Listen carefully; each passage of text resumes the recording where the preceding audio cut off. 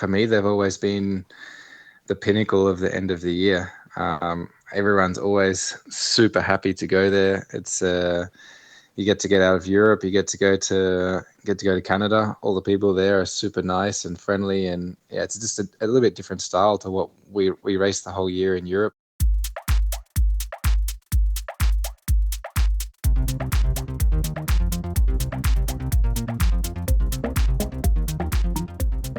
Welcome to the Canadian Cycling Magazine podcast. I'm Matthew Piaro, editor. You just heard Michael Matthews speaking about the Grand Prix Cycliste de Quebec and de Montréal. In 2018, he won both of those races. I spoke with him about those wins and his history with the Quebec races, which are running for the 10th time this year, starting on September 13th. Social media editor Dan Walker, how you doing? Good. It's nice to be talking bikes on this rainy day. It's the only biking we'll be doing. Bike-related stuff we're doing. Only bike-related stuff we're doing is talking today. And it's a rainy day further in the past than usual. Because we're recording this well in advance of the Thursday that this is dropping. Okay, I was confused how we were time traveling. We're time traveling. This is time travel. Back to the future? We're back further in the past. We need Doc Brown here to explain this. And his DeLorean. We're about to head out on some trips. Yeah, no, I am off to the wilds of Montana for the Shimano GRX event. Product launch there. We'll be riding the back roads around Glacier National Park, which should be super sweet. I've never spent any time in that part of those part of the States. And yeah, it's good times. So the magic of time travel is that when this podcast lands, you'll actually be back. I'll be back. But I will be away at Eurobike when this comes out. Quick test. Uh-oh. What's the name of the town in Eurobike is in? It's Friedrichshafen. Yeah. Would you bet your life on that pronunciation? Nope. No, it's the best I'm going to be able to do. I believe there used to be a lot of Zeppelins produced there. Dirigibles. Blimps. That went well for them, didn't it? I don't know if the Hindenburg itself was produced there. You don't have the full history lesson. No, this is as history as I get on this one.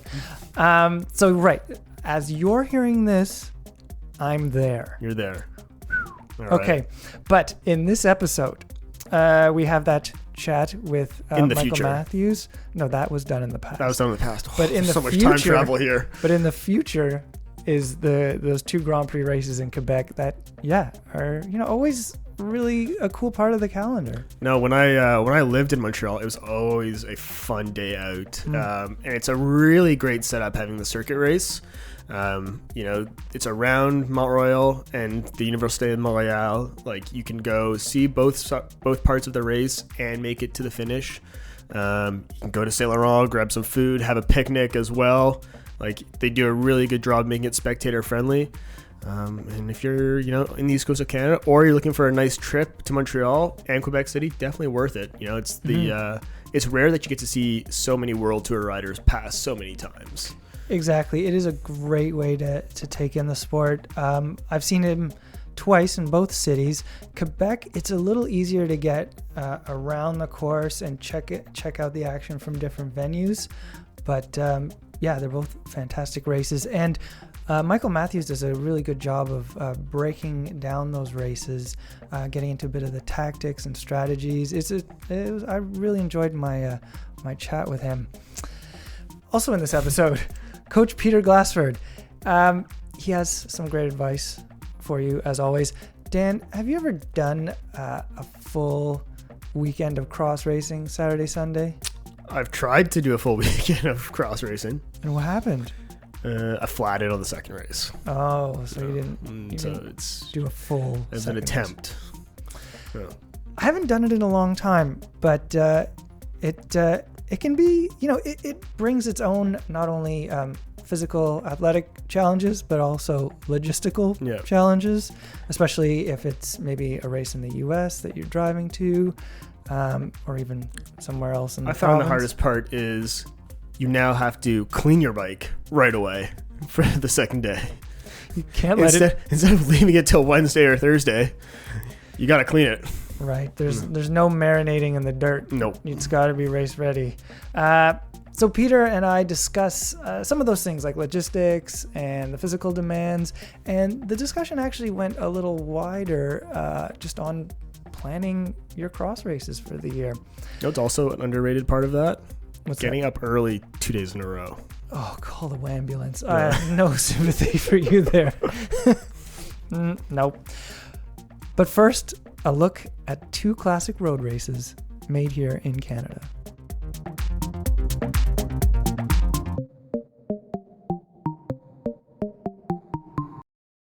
Earlier this year, I spoke with Michael Matthews about the Grand Prix Cycliste de Quebec and Montreal.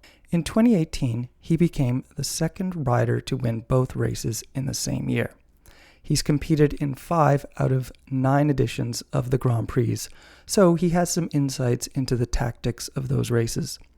He even raced the Challenge Sprint Pro competitions that were a feature of the earlier editions. He gets into that during our talk. He also gets into what he and other pros like about the Quebec one-day events. The Grand Prix Cycliste de Quebec and Montreal will celebrate their 10th editions this year. Michael Matthews, your first race at the Quebec Grand Prix was in 2012. What brought you to that race and the Montreal race of that year? It was always on the plan to do the Canadian Classics in my second year pro. It's a race that suited my characteristics after winning the World Championships under 23s. It was a similar course really to what we experienced in Australia, and I was really looking forward to it. I think in 2012 I did the sprint rounds. Before actually the Quebec Classic. So I was a bit tired for the actual race because I think I went all the way to the finals and I ended up I think second or third in the sprint rounds the night before. So it was a busy week in the end. almost a short stage race with the sprint rounds and then both the Canadian Classics. But I love being in Canada, and the racing style is always the racing style I like. So I've always watched it when I was younger, and it was great to be a part of it. Except for that first race in Quebec, which maybe you were tired from those sprints, but except for that race, your results were always very good. Actually, they seemed a bit better in Quebec than in Montreal. Does Quebec suit you better, or do you like that course better? Yeah, I think the climbs are a little bit shorter in Quebec than in Montreal, and a little bit less climbing. Where in Montreal you're basically climbing or descending, and in Quebec you got a bit of time in between the climbs to recover a little bit, and then I think it's like a 1 minute push on the climbs. But in Montreal, I think the longest climb is above 5 minutes. I think around about that, and the other ones are around 2 minutes. So they're a little bit longer, which if you keep going over and over again, it suits the climbers more than the punchy guys. But last year in 2018, I really worked towards being able to do a little bit the longer climbs too, to make sure I didn't get dropped. And last year in 2018, you won Quebec in a fairly late sprint. I think you went with roughly 200 meters to go. What can you tell me about your tactics in that finish? I was pretty confident going into the sprint, but I've also missed out on a couple of wins there the last few years from just being in the wrong position and trying to come too late from the back. And normally the sprint starts to weave all over the road, so you get quite blocked if you try to come from behind. And the guys in front really have control of the sprint. So last year I just tried to make sure I was in a good position and that I could have free air to do my sprint. And I think with the way I rode the race, me and my team, we rode it quite smart, and I still had a really good last 200 meters to be able to win the race. But in the end for me, it was all about positioning between I think 3K and 1K to go. That was really the crucial point. that I was missing the years before. And this year I just didn't take any risks. I went straight to the front and just led the sprint out. So it's sort of the action that happens in those from 3 kilometers to maybe 1 kilometer to go that actually does this, that sets you up for that sprint near the end.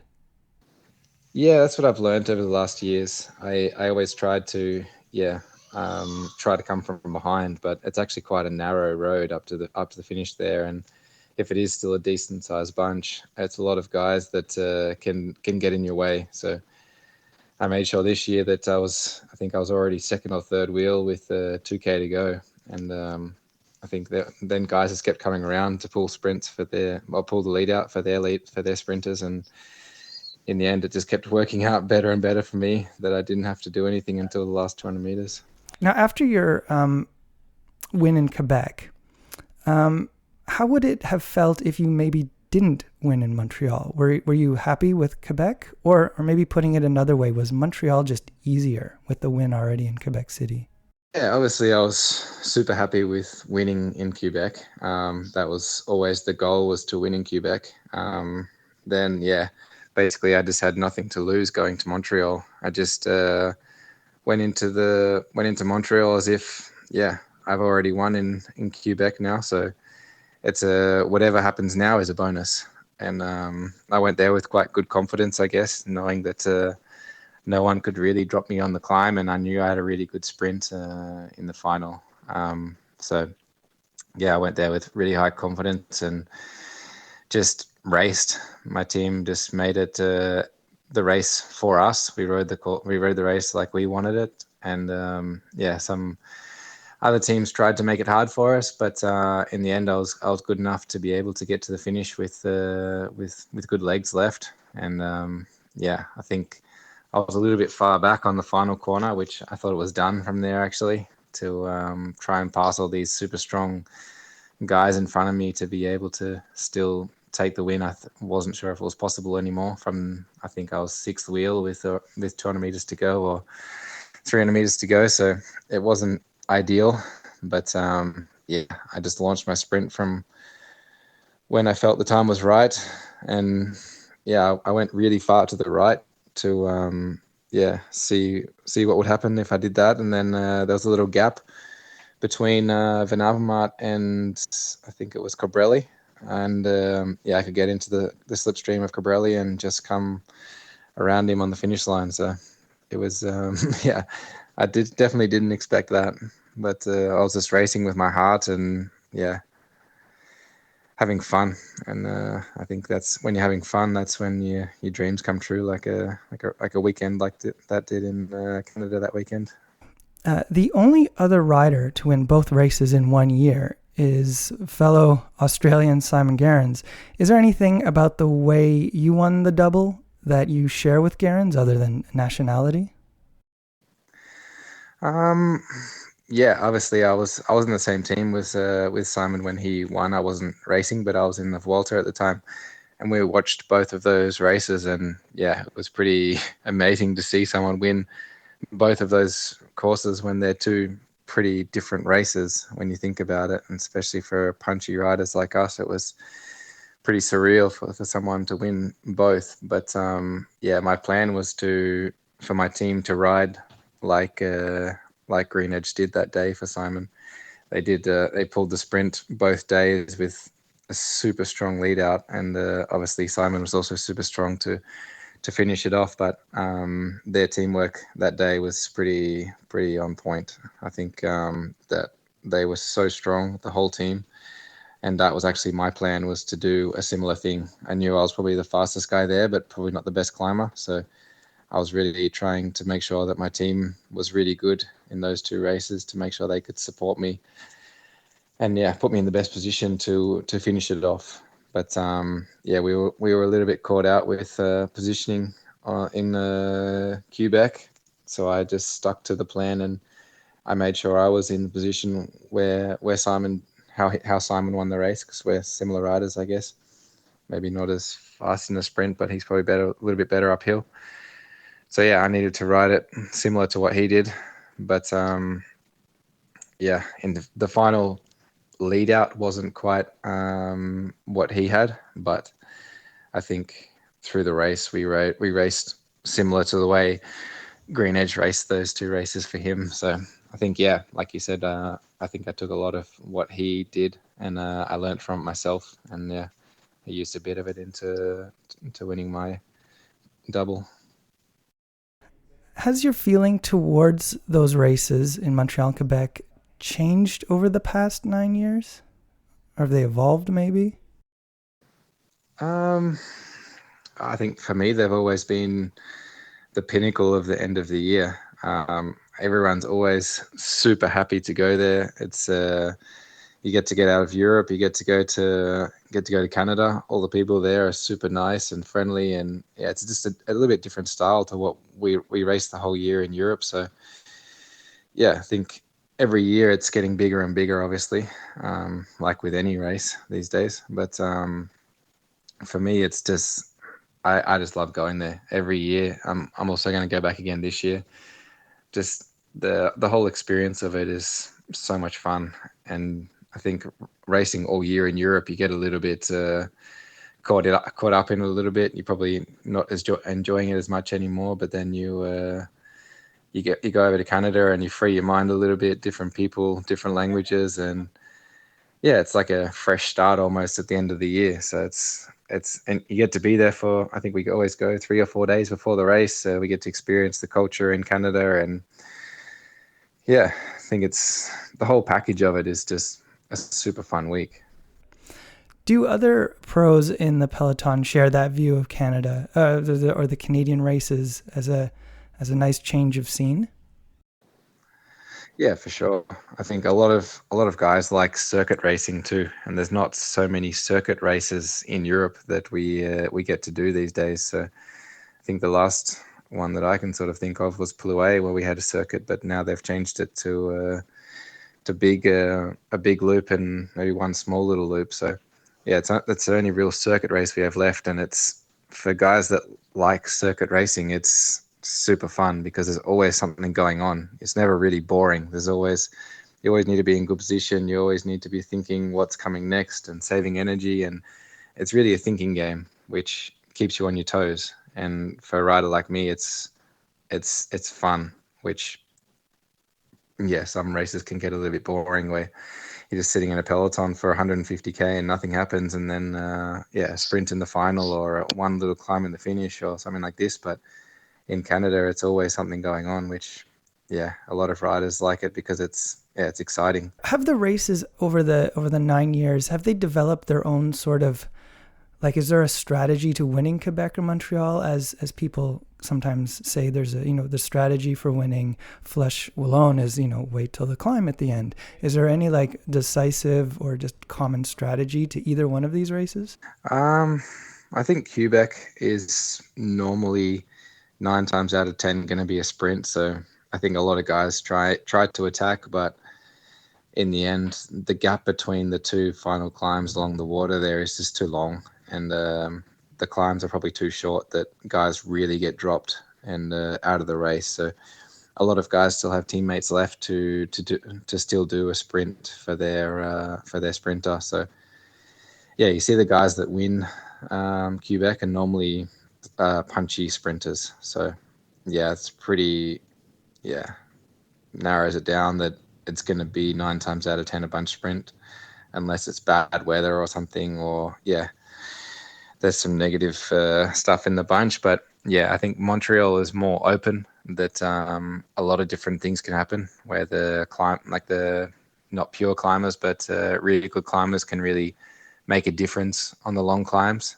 It's not guaranteed they're going to stay away, but I think the last few times I've done it, I think the breakaway stayed away at least once, maybe even twice. So yeah, you never really know what is going to happen in Montreal, but yeah, Quebec's a bit more controlled, I guess. And you're hoping to defend your wins of 2018 again in 2019? Yeah, I think it'll be my first time wearing number one in a classic. So for me, that's pretty special. Already going there and having number one on my back, and yeah, for sure, I'll be trying to defend the the two first places, obviously it's going to be difficult, but yeah, I think it's already going to be such an amazing feeling putting number one on my back and going to the start line and just trying to defend it. If I don't, then I don't, but for sure I'll give it everything I have to make sure I do defend it, because yeah, straight afterwards we have the World Championships in Yorkshire, so for sure I'll be in my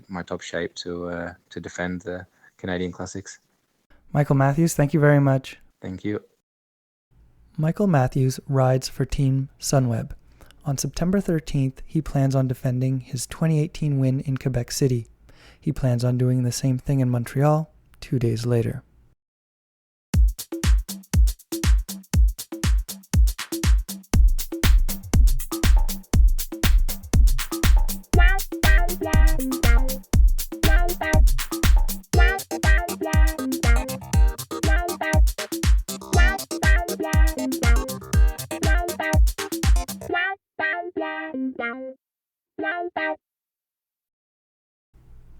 The cyclocross weekend, that's 2 days of racing on a Saturday and a Sunday in the fall.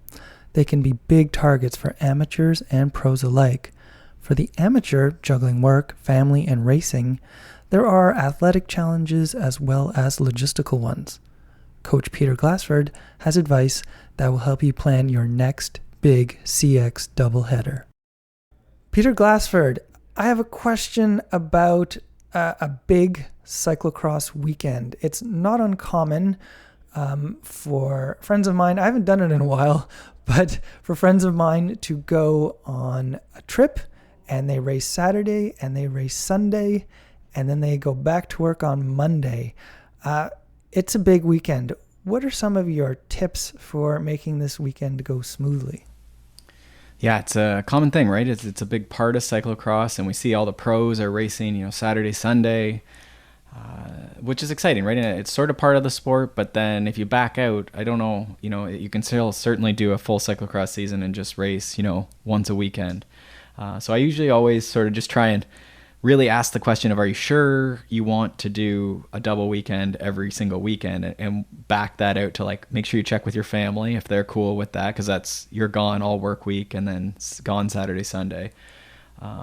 And that's without even talking about traveling to races, right? If they're all local, then maybe it's a little different, but if you're having to prep all your gear Friday, whatever, and then go to the race and pre-ride and cleaning it and then racing and then driving home and then back the next day, and then it's tough. Pretty quickly you have a whole work week, double weekend, whole work week, and then maybe another double weekend, right? So it's just hard to get that recovery day, right, that all the pros enjoy. They have their sort of couple off days, like spins to the coffee shop and stuff midweek, and a lot of us don't have that opportunity to sort of catch our breath, right?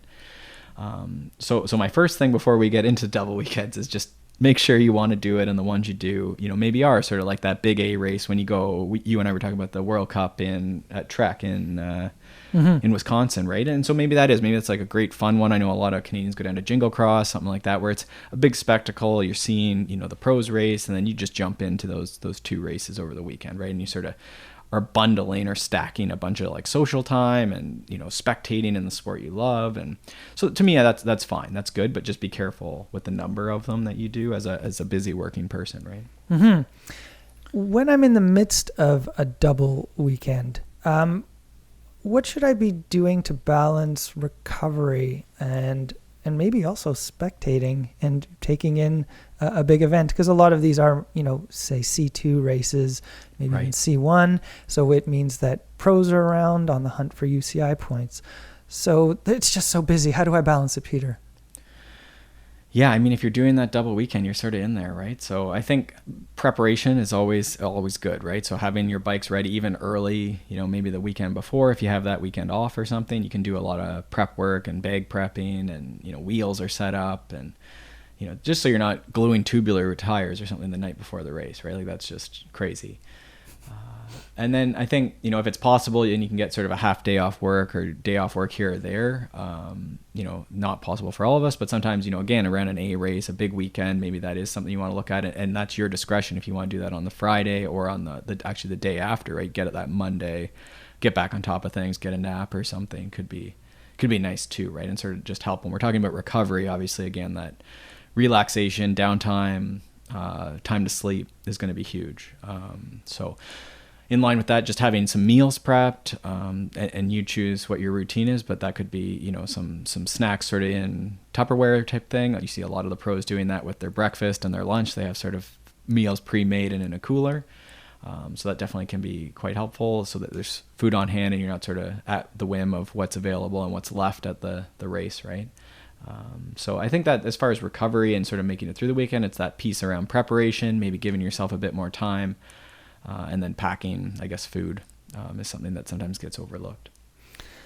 What do you advise some of your clients on the number of these double weekends that they should do? I'm aware it depends on, you know, the fitness of the person, their schedule, how easy it is to take work off, or how easy it is to balance family commitments. But, you know, if you could pick an average number of like double weekends that say an amateur rider could safely do in a fall, what would you put that number at? Yeah, it's tough, right? Because it's one of those things, like, humans are amazing, right? Like, I was just at, again, I come back to this stage race we were just at for mountain biking, and it's like people, as an elite, right? So say I train 15 hours. I don't train that much anymore, but say I do. Like, our total race time for these 3 days in mountain biking was under 9 hours, maybe say under 10 hours, right? So it's not a crazy load for me, right? I do 3-hour rides. I have those fairly frequently, but not everyone has those type of rides, right? And so if we back that same logic, or I should just say, so then there's people who were like twice, if not more of that, but their weekly training volume is much lower. So they had like this monstrous training load.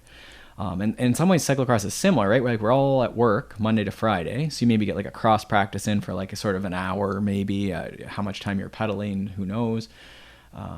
You know, and maybe there's another workout in there, but especially between double weekends, there's not a lot of time or energy, right? But then you go and race for, we'll call it an hour, but I realize most of us are not an hour, but you have your warm up and so forth. Mm-hmm. So you're really getting like, that's a pretty good dose of, we'll call it threshold, you know, sort of race pace intensity, right? So that's 2 big bouts of just sort of like full gas racing that then you have to absorb and recover somehow during the week, right? So it's a tricky thing to ever, you know, you sort of see people start fading and losing fitness because it's just this like using the hay in the barn, right? So we're sort of like pulling the hay out of the barn, but the hay's never going back in the barn, right?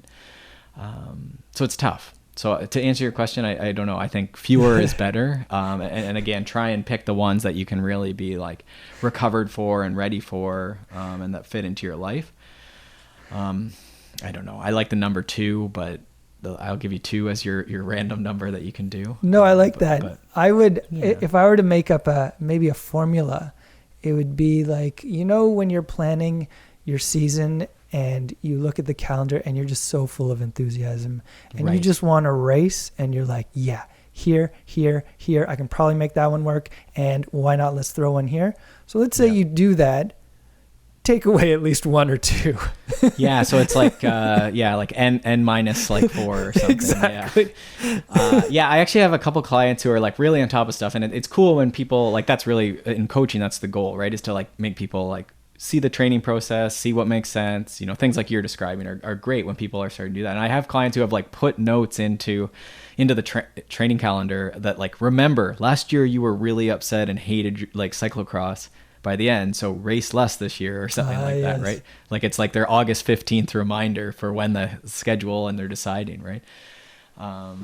So yeah, definitely just being cautious. And I think the running it by your family or spouse is a good sort of just check in too, and like being very explicit about like what that means when you're driving to all these C2s in the States or whatever, right? Like I'll be gone Friday to like Sunday at 11 p.m.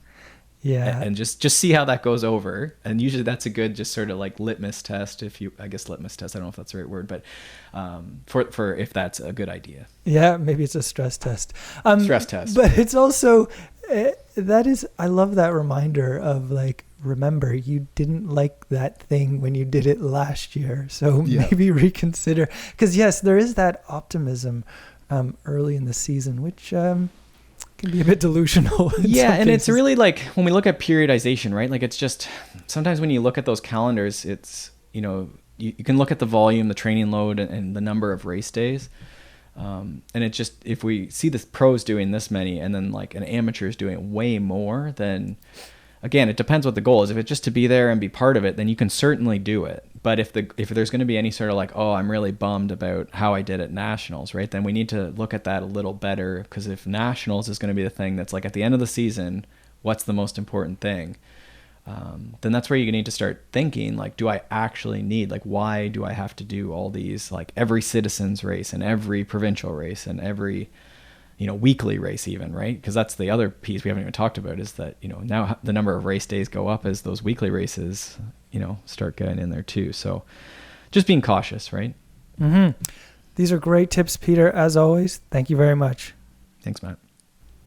Peter Glassford is a professional coach and head of Smart Athlete Coaching Services. Send in your Ask a Coach questions for Peter to podcast@cyclingmagazine.ca.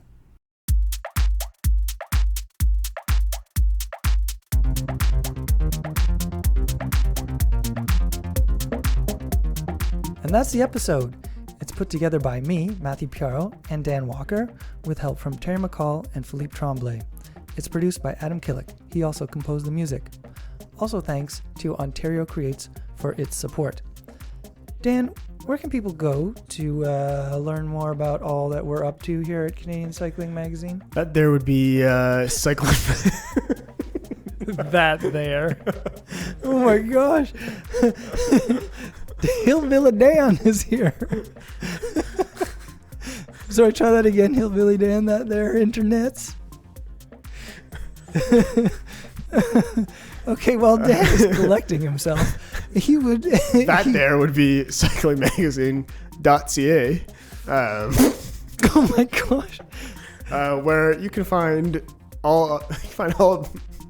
You can find out all about Mont-Saint-Anne Worlds. Oh, yes. Yeah. Previews of the Quebec and Montreal Grand Prix Cycliste races. Yep. And gear tips, maintenance stuff, reviews, and all of our adventures in Montana and Europe. Mm-hmm. And you can also follow us on social media. We're on Instagram, Twitter, and Facebook. And then what you should do is you should tell somebody about the podcast. Oh, yeah. Yeah. Who should our listeners tell about the podcast? That would be your local DeLorean dealer. Oh, for making time travel possible. Yes. Like we just did in this podcast. Perfect. And also send us your ideas for full send, no send, which we'll return. Send those ideas to podcast@cyclingmagazine.ca.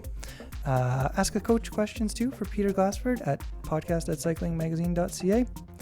And please rate and review the show wherever you get your episodes. How many stars? 5, and only if it's something nice. Please say something nice. We really appreciate it. Talk to you later.